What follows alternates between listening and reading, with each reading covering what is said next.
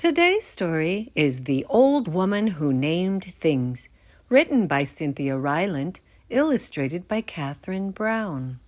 And part of being a good reader is asking questions and wondering things.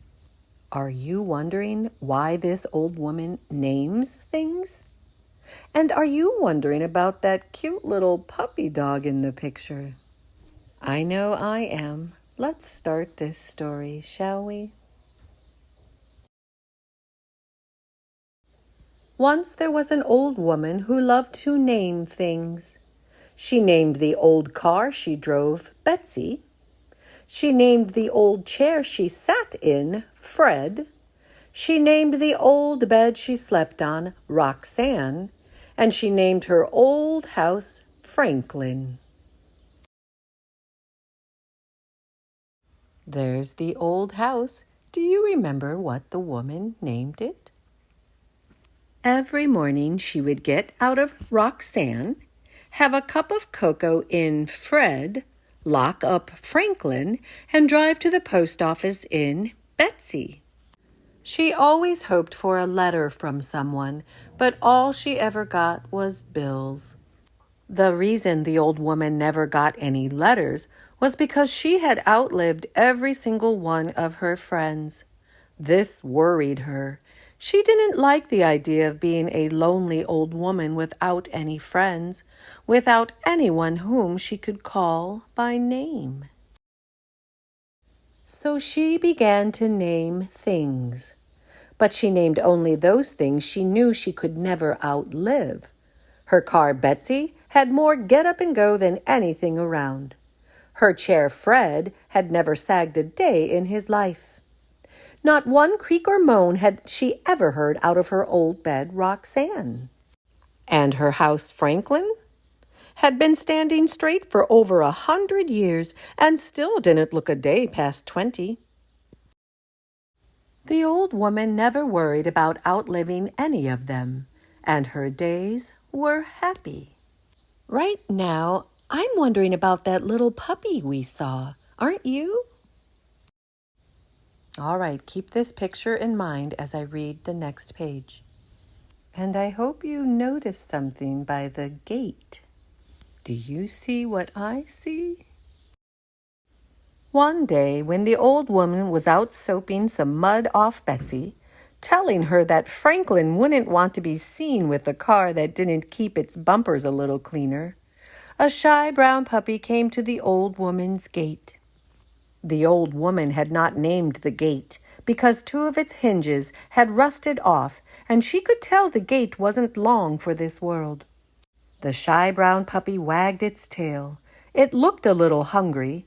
The old woman stood beside Betsy and watched the puppy for a while. She said. Are you thinking what I'm thinking? What do you think the old woman is going to do next?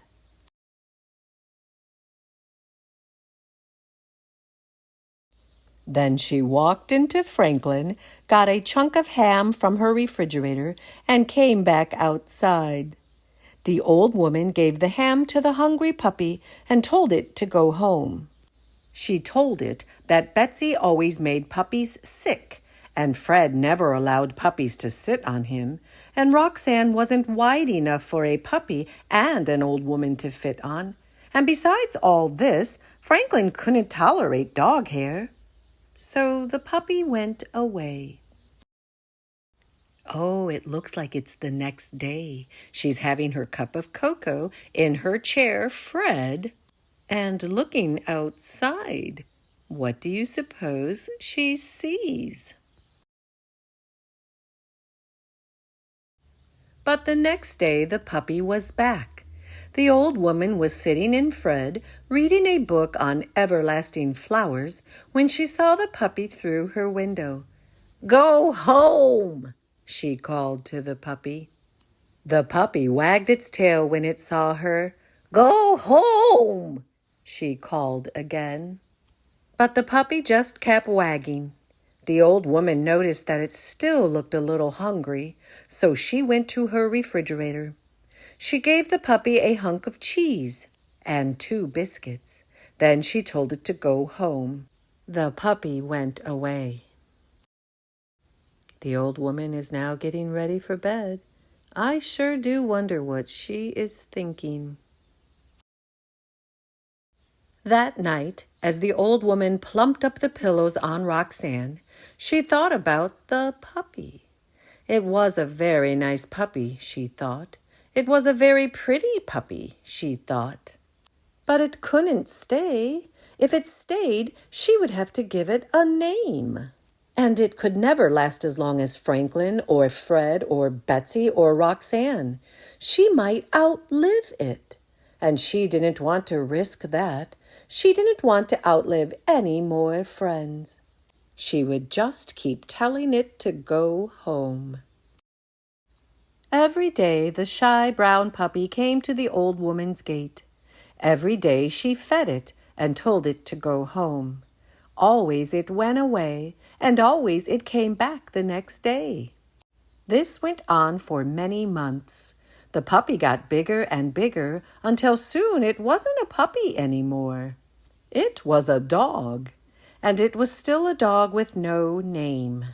In all this time, the old woman had gotten a new dresser that she had named Bill, a new wheelbarrow that she had named Francine, and a new concrete pig for her garden that she had named Bud.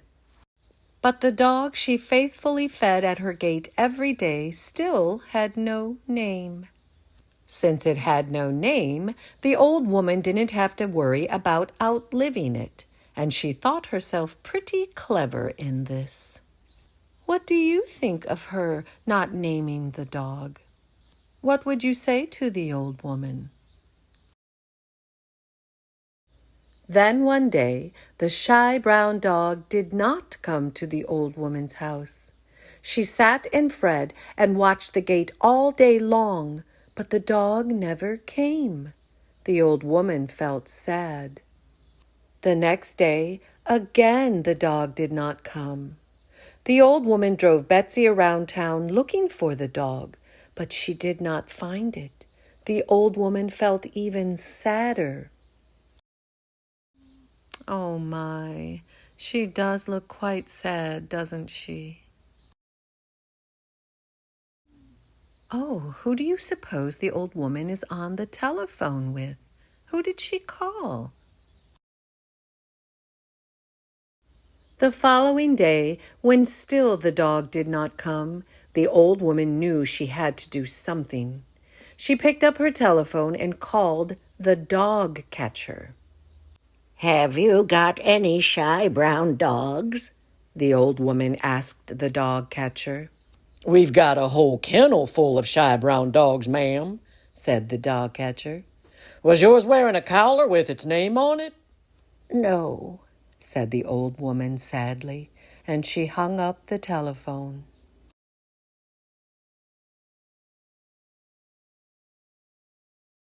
The old woman sat and thought about the shy brown dog who had no collar with a name.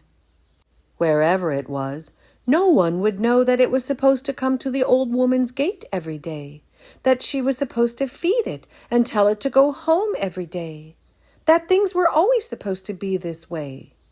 The shy brown dog had no collar and no name, and no one would ever be able to know these things about it.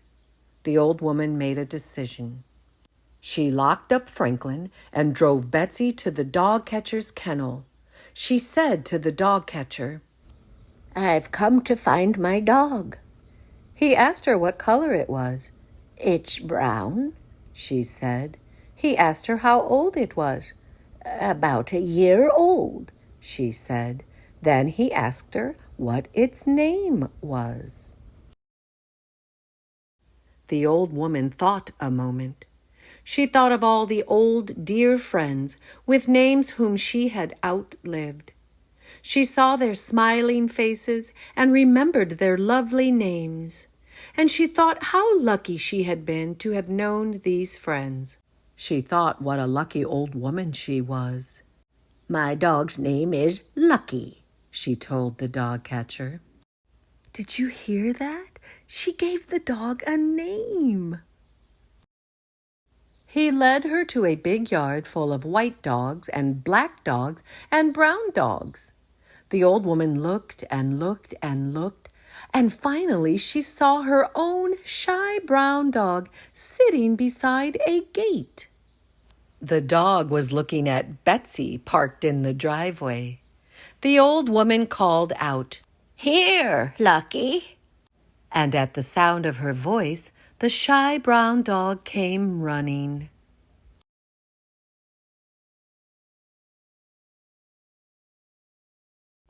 From that day on, Lucky lived with the old woman, and he always came when his name was called. It turned out that Betsy didn't make all dogs sick, and Fred was happy to allow a dog to sit on him. Franklin really didn't mind a little dog hair. And every night, Roxanne was sure to make herself plenty wide enough for a shy brown lucky dog and the old woman who named him. Wasn't that a lovely story? Thank you for being such a lovely listener.